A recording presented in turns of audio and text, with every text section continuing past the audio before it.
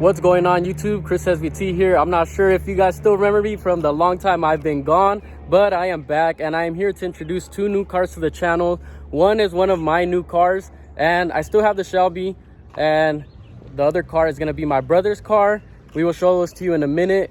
I just want to say that I'm going to start posting again here and there, and my brother is also starting his channel, so I'm going to link it down below and right here, so go check it out. We'll both try to post a little bit more frequently than I have been, because my last video was like 7 months ago or something, but I got myself a new car. Let's check it out. All right guys, so here we have them side to side. My brother's is on the left. It's a 2021 Dodge Charger Hellcat Redeye.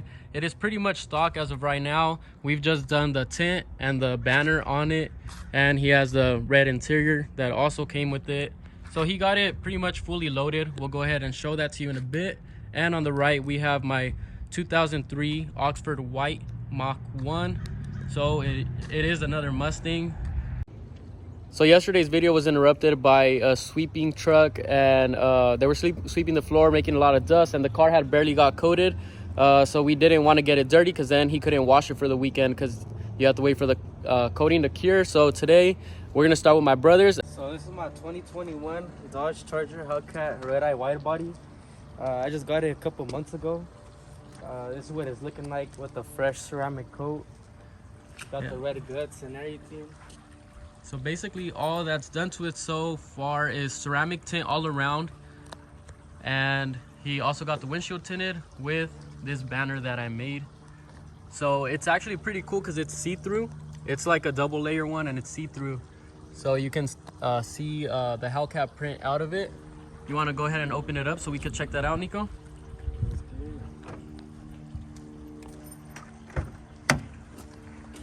So he did get the red interior, the bloody guts.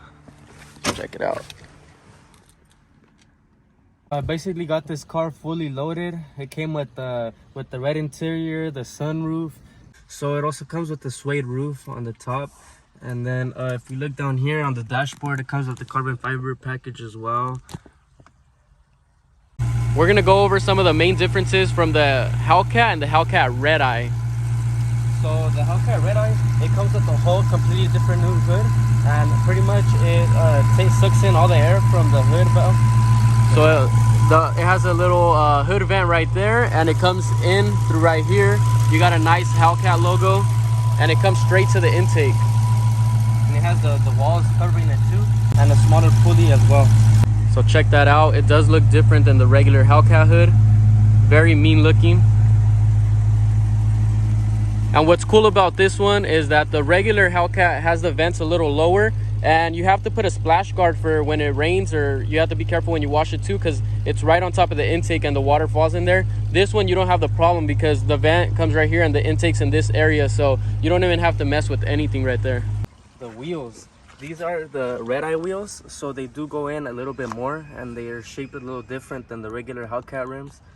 I love these rims. They stand out a lot. They got a way better offset. Yeah, a lot of people always compliment me on the wheels. They're like, man, those are real different compared to the other ones. They think that these are like aftermarket wheels that he put on, but they actually come with the Redeye. It comes with what, 305s all around too? Yeah, 305s all around. And man, it's still, there's no justice to hold the power down on the car. Yeah, it still doesn't work. You need some nice meat. He's hoping to get some welds pretty soon with some Mickey Thompsons. You could fit a big fat tire in these. But yeah, it has a very nice concave, as you could see. Looks good. So as you notice, the car is very glossy, and most of the swirls were removed. They had some from, you know, just the dealership and shipment and like the first few washes, you know. We do take care of it when we wash it, but you know, black, you can never avoid it. But now it's protected with a 7-year ceramic coating, and it got that one-step polish.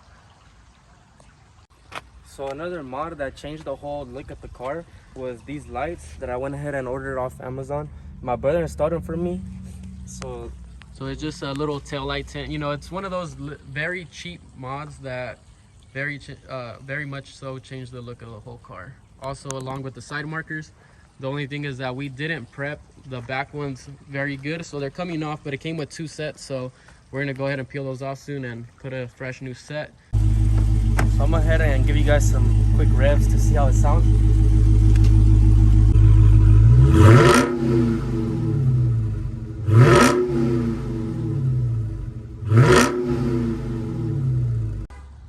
So that's gonna wrap up the Hellcat. We're moving on to my Mach 1. Like I said, this is a 2003 Oxford White Mach 1. There was only 814 made, and the Mach 1 is very iconic. It still holds its name throughout the years, and at the time when they came out, it was very, a very special car. It's very similar to the Cobras, as in the rarity and how much they're sought after and collected by Ford collectors throughout the years. This is a SN95 body style, which is 1994 to 2004. So they were made for about 10 years, but they look different. The early versions are more round, and the lights are also round. From 99 to 04, they gave it pretty much like a facelift, and I dig the 99 to 04 a lot better. So this is more characterized as a new edge body style, and those are the ones that I like more. So any 99 to 04 is a new edge.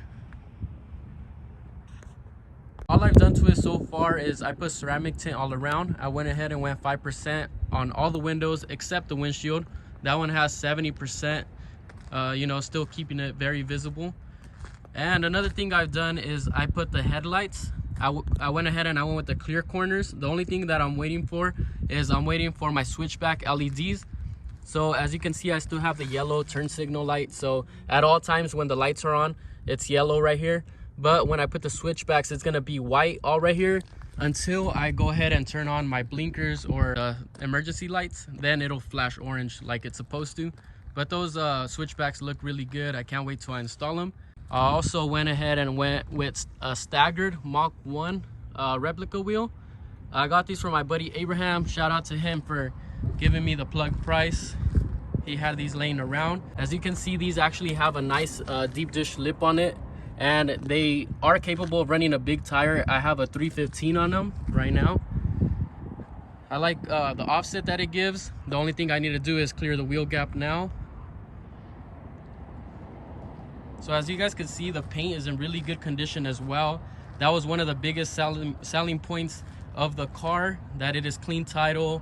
The paint is really nice, and of course low miles. It has 84k miles, which is really good for this year. It was 2 owners. I am the 3rd one now. I do want to do a paint correction on it soon and ceramic coat it. So it's already coming along pretty nice. I have some more parts on the way right now, and I do have a kind of big mod list that I want to do to it. The exhaust right now is all stock, so it passed the mod in a heartbeat, really easy. The only thing it does have is it has MagnaFlow mufflers. I believe those are the stock tips though, because they're really small. The interior is in really good condition. It's like a 9.5 out of 10 in my opinion. Everything is perfect except the front seat. A little bit of discoloration, no rips, but a little bit of discoloration on the leather. Everything else is intact and perfect condition. It does have the stock stereo, which I am planning on keeping. The only thing I do right now is I go ahead and I plug in one of those Bluetooth transmitters just to listen to my own music. That way I'm not urged to change it. The carpet's really good condition too. It's just dirty because we took it out the other day. But as you see, all complete and nice. One cool little thing that my buddy Joel told me is that only the 2003s came with this pouch right here. So that's one thing to distinguish the 03 to the 04. Also, the Mach 1s came with this billet surrounding around the shifter, and with this one around the gauges as well. This car did come equipped with the MGW shifter that the previous owner installed. So that's pretty cool, because that's one thing that a lot of people, just with different cars, but more specifically the new edges, a lot of them go with MGW shifter, which is really cool that it already has it done, because I do like the shifting feel of it. And that's one less expense that I have to do. Now let's go ahead and tell you guys a little bit about what is a Mach 1 and what makes it special. Also, why is it different than a regular GT. So of course it looks a little bit different than a GT. It has the stripes, it has the shaker hood, and it has a different engine. So you will see that all the V8s in this body style, which is the new Edge, came with a 4.6 liter. They are very much different in the Cobra and the Mach 1. These came with the 4V, unlike all the other 2Vs. So this motor is still a 4.6, but it is a 32 valve dual overhead cam, unlike the other ones like the GTs and the Bullets that came with a single overhead cam 4.6. So although this motor is very similar to the ones in the 99 to 01 Cobra and the 03 04 Cobra Terminator, it is not the same. They all have different heads and compression rates and all that, but this one is not supercharged, so it is naturally aspirated like the 99 to 01 Cobra. So you can clearly see that it has a hole in the hood, meaning that this black thing you see right there wasn't just a regular hood scoop. It's actually a functional shaker system. The reason why they gave it the shaker name is because it's mounted to the motor, so it shakes along with it, you know, giving it the name. All it does is it brings in air into where the intake is. That way you don't get much of the hot air from the motor. Another thing I liked about this car is that it was very unmolested. It didn't have practically any exterior mods. It had the stock Mach 1 wheels. It's never been lowered. Also, all it has done to the engine is just K&N intake. It doesn't have anything. So I'm gonna be the one to decide what I do to it, and you know, I'll basically know that it's never been messed with. Like I said, the exhaust, it just has mufflers. That's all it has. K&N intake, and then the short throw shifter.